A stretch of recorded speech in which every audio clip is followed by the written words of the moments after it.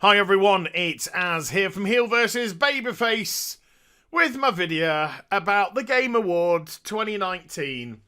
3 hours, pretty much, give or take the odd splattering of fun. 3 hours of excruciating cringe and boredom. I don't think next year I can watch them. I don't think I can. I got no interest. I'll just go to bed, wake up the next day and find out, if there's been anything of interest. But look, there's plenty of stuff I want to whinge and moan about, alright? So we're going to start off with the good stuff, because I don't want it to get lost under the melee of crap. And I think this video is going to be very, very difficult not to get a gold medal with YouTube. So we're going to do the positive stuff first, and hopefully the algorithm will forget I'm doing the video. So first things first, there were musical performances throughout the show via the orchestra and also various artists, including Green Day and such. And every artist that came on stage to perform, whether it be through instrument or through vocal or whatever, were fantastic. They were absolutely fantastic. The music in the show was awesome. It was awesome, and it was great entertainment, and it was, like I said, a ray of sunshine, a little bit of fun in what was an absolute dour 3 hours of my life, which I'll never get back. Thank you, Jeff. So all those artists, thank you ever so much indeed. Your performances were amazing. And then some of the notes of highlight that I want to point out.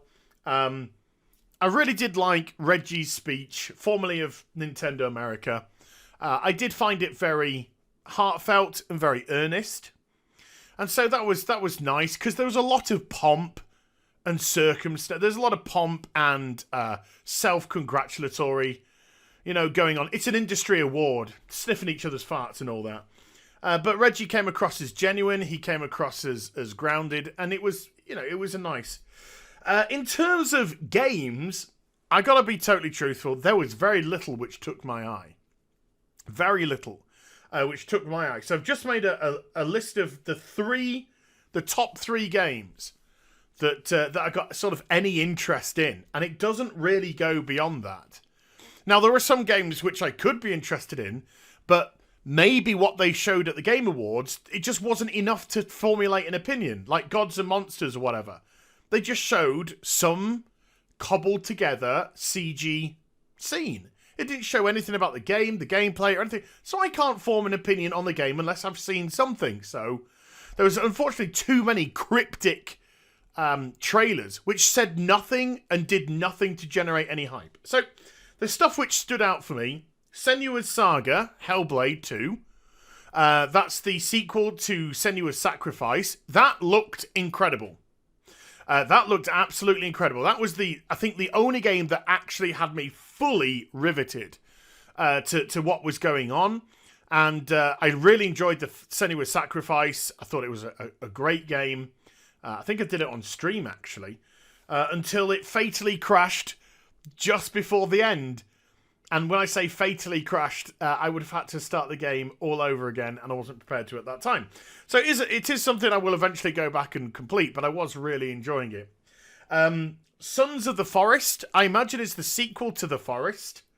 I do have The Forest, and I've played a little bit of it, and it's a game that I would probably like to stream quite a bit of, because it could be a whole load of fun. It's a bit weird, and all that kind of jazz. But that sort of had some interesting notes for me. And Weird West, an isometric ARPG. That looked intriguing as well. That had some pretty cool elements to it. Wild West, but with sort of like a demonic spin on it as well. Real weird shit going on in the Wild West. So those three, I'd say, were games which I was like, okay. But other than that, there was a shoot. Look.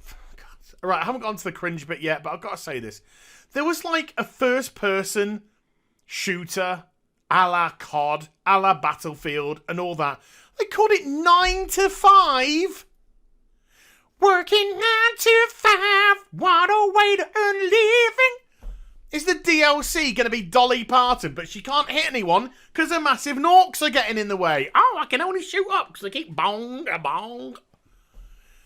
Look, don't call your army shooter 9 to 5, okay.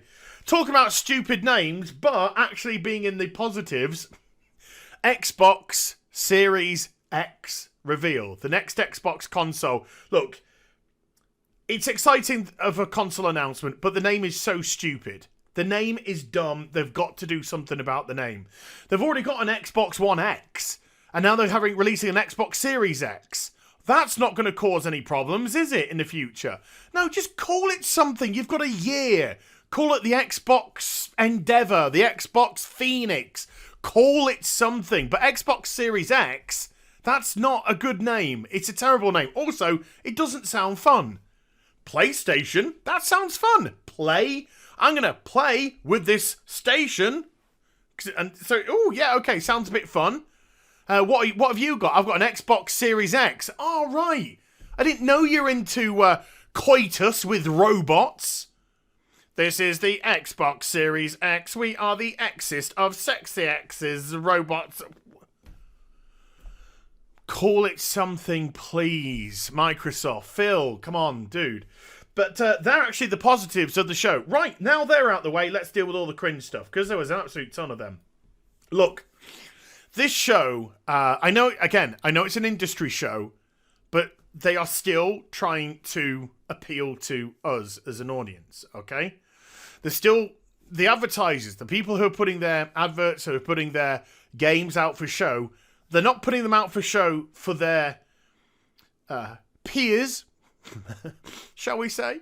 They're putting them out there for us, the potential audience, to be attracted to. And the level of ridiculous wokeness on this show was, oh, God, it was... I'm going to say something about somebody later, and some of you might not like it, but tough, you're going to have to just deal with life. And it was just so cringy and embarrassing for the most part. It really, really was. And it felt just like an advert. One big, long, boring, cringy advert.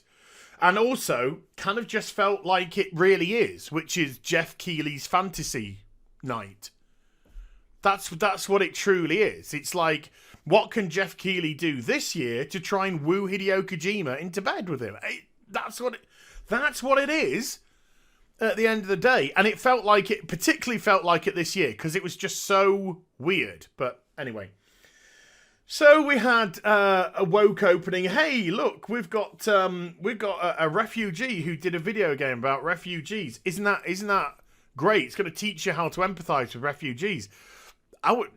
No, not unless the game's free. And then in which case you could put on the game, hey, by the way, you could have spent $5, $10, $15, $20 dollars on this game. Why don't you give it to this charity, this refugee charity? That would have sounded better to me. But no, it was, and the game was just like some sort of cartoony daft. No, it's not. No. This is in no particular order, right? This is in no particular order. I'm just going to go through crud. In actual fact, I'll deal with all the woke nonsense first of all. So they've teamed up with Facebook, one of the scummiest companies on the planet that want to take every bit of information about you, sell that information, and then control your life about what you should get and shouldn't get. But they decided that they wanted to take the moral high ground. And then another one of these progressive, games for change, I don't know what I want to call them, idiots, was an Afghan refugee woman who had come over to the West to make a game, who was sick of playing games with male superhero leads or male hero leads. They were always, and I quote, played by pretty white guys. And I'm just thinking to myself, imagine if I said that and I changed that word white to something like black, brown, or some other colour. Oh my God, I would have every person on Twitter with blue hair, green hair, red hair, soy bait, whatever, chasing me down to counsel me. And then She preached to me in the West, where she came from Afghanistan, you know, one of the most oppressive countries in the world, where she couldn't operate the way she does over here, about giving women a voice. Holy shit. Oh my God. Oh my God. Yeah. Why don't you go back to Afghanistan and see if you can do it there, love? No, you can't, can you? No.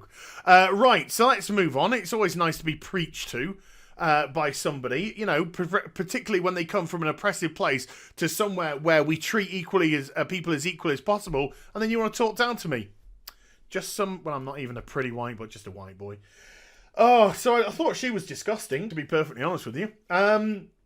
We then got we got advert after advert about quitting vaping. Quit vaping, it's bad for you. Now, hey, look, I know this is a little bit of a roast and stuff, but I used to have a problem with vaping, and so I see things like this, and I'm like, yeah, I hear you. So, you know, anything that kind of stops you from vaping is a good thing. I started smoking instead, because I found that it really helped me stop the... What? Oh, okay, Susan said we can't do that. Sorry, Susan. Susan, sorry.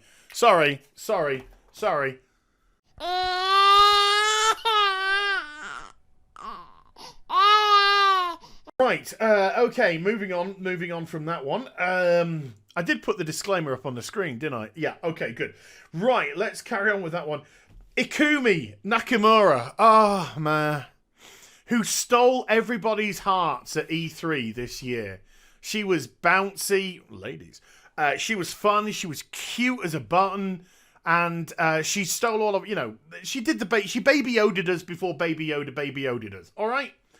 And she came on stage to make an announcement. I'm not trying to be horrible. I ain't got a fucking clue what she said. Her English was really bad, and that's not her fault. And I have no idea what she said, what she pitched, or what. That is not my fault, and it's not her fault. It is a fault of somebody. It's the fault of the people running the show. Because when Hideo Kojima came on to accept an award later, Hideo Kojima, I know for a fact, can speak relatively okay English. And he could have taken to the microphone, should he wanted to, and given an okay-ish speech that everybody understood. But he didn't. He brought a translator, so everything could just flow, say what he wanted to say, exactly, not have to stumble over words or think about words. His translator went bang, bang, bang, everything happened. They should have brought a translator out for her, no matter how cute, how bubbly, how many times she did, yaka, and all that kind of stuff. Bear with me. You know, it was all cute and lovely, but I didn't have a fucking clue what he said. And that is so sad, because I want to listen to Ikumi Nakamura. I want to listen to her. Because she got all her attention at E3, and I want to hear more about what she's doing. So it was a misstep of huge proportions.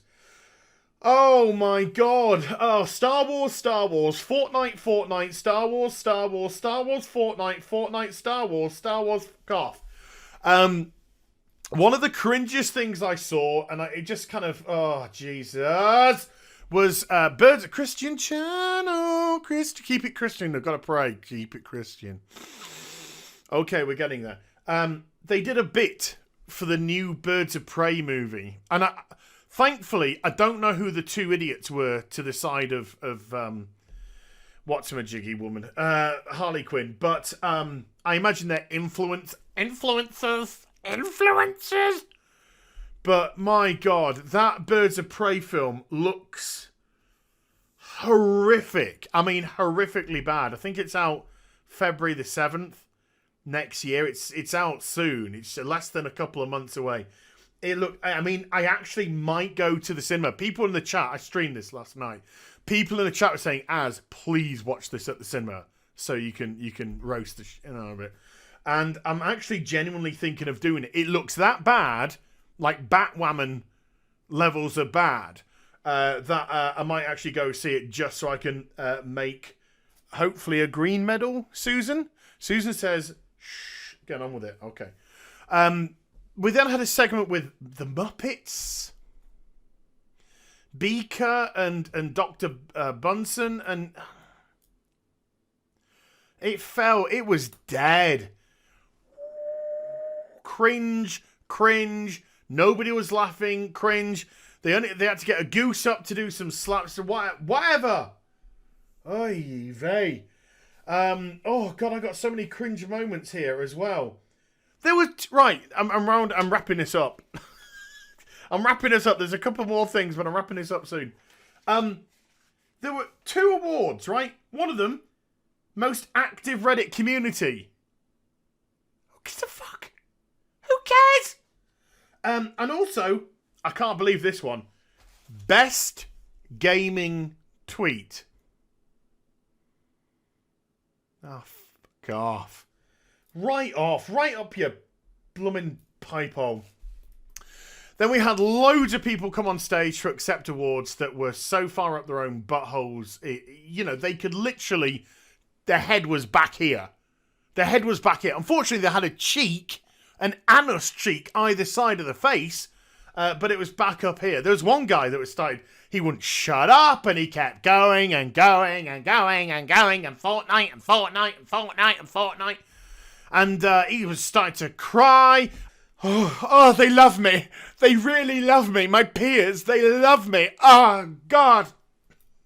Fortnite changed the world. It made a lot of money, mate. Well done. Move on. And the final, I'm going to end with this. The final bit was Michelle Rodriguez came on stage. I was like, what's Michelle Rodriguez coming in? She's part of the Fast and Furious franchise. She's a film star and all that kind of stuff and a TV actress. And she's very good. And somebody said, she was in Resident Evil film back in 2000 and wherever, 3 or whatever, whenever that film came out. I was like, yeah. But she was out to announce, oh boy, the latest installment of the Fast and Furious franchise, which was going to be a Fast and Furious game coming out next year. And they played a trailer and I was laughing. I think I was either laughing or I was going, no, no, no, no, no, no. It looked like a PlayStation 2 game. It looked utterly abysmal. It looked shocking. It looked like, you know how very bad movie tie-ins used to look during the noughties? Like Spider-Man 2, the game. It looked like one of those games. It looked horrendous. Then she gets Vin Diesel to come out. Vin Diesel, cool guy. No denying that. I'm a big Riddick fan. And they just started to have a conversation with themselves on stage. I was just like, hello? And then at one point, Vin Diesel actually turned around and, sorry, right, let's talk to you guys. And I don't really know what he said. He was just like, blah, blah, blah, Fast and Furious, number 65. But oh, dear God. It was excruciating. The big shock, of course, was Game of the Year went to Sekiro, Shadows Die Twice. When I think virtually all of us were putting our money on Death Stranding because Jeff Keighley is madly in love with Hideo Kojima. But maybe I was thinking, I know why Sekiro won, because Jeff was just like, I'm playing hardball this year. So we'll give him Best Producer award, and then he won't win Best Game. So Hideo's going to be sad, and then he's going to come to me backstage. He's going to be upset. We're going to hold each other. He's going to realize the power of my love, and we're gonna get together and get married and stuff. And cool. I respect the hustle, dude. I respect the hustle. Tell us if it worked, Jeff. Tell us if it worked. But that was the big shock. I don't personally think Sekiro was the best game of the year. It's a good game. Don't get me wrong. I'm not particularly good at it myself. But it was a good game, and it was good to see a game so difficult and challenging. Had a very nice aesthetic. It had a very nice setting and all that kind of stuff. But I think Death Stranding was really innovative. I know it gets a lot of shit by a lot of people, gets a lot of love from a lot of people. It's one of those divisive games. I can see both sides of the coin. I can see that if you're not in the sort of mentality of the game, that you're just not going to gel with it. You're just not going to gel with it. So I do understand that, but I think the innovation and the beauty of the game and how something just completely out of the norm, or even Resident Evil 2, which I know is a remake of a game from 1998, but it's a remake from the ground up.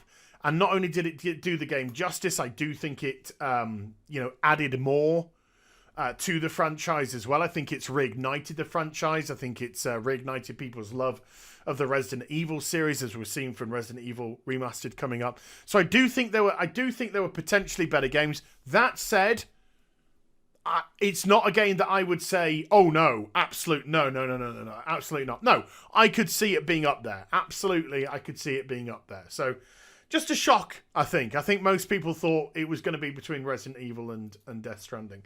So there we go. It was a hideous affair for the most part. A boring 3-hour-long advert full of cringe and vacuous people, full of ego, and I just don't care. Next year, I think I'm done. I'm done. I'll just go to bed. So I hope you enjoyed the vid. If you did, do give it a thumbs up, and also subscribe to the channel. Follow me on social media and Twitch for live streaming links. They're in the description box down below, and I'll be back with some more stuff very soon. You take care. Bye for now.